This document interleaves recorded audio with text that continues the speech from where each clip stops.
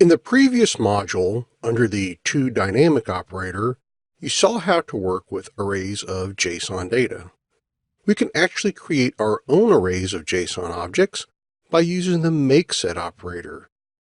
Here, I'm going to take my perf table and summarize it by object name, and we're going to use makeset to get a list of the counter names.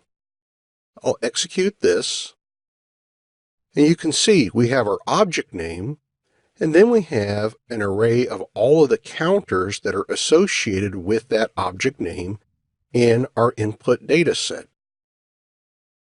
You can see the array has one item for each one. Count LOB read ahead, AU cleanup batches per second, and so forth. Now we can do something a little more useful. In this next example, I'm going to take my counter name of free space, and for those with a counter value of less than or equal to 30, I'm going to create an array with a list of all of the computers that have that condition. And so you can see I have two computers in the return set, DemoVM7 and Contoso SQL Serve. One thing to know about makeset is that it removes any duplicate values.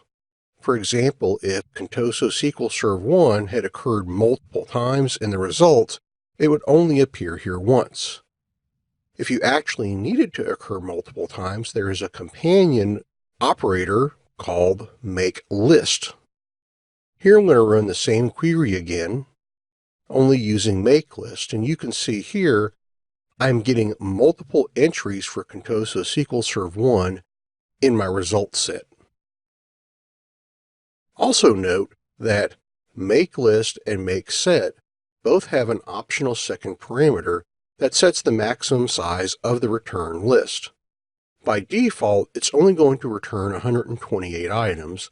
However, we can override this by placing a comma after the item we want to make and the number that we want. In this case, we'll use 256.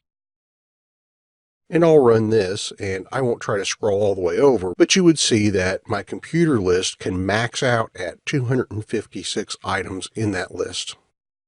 And again, this applies to both makelist and makeset. So with this, you can see how you can create your own dynamic arrays.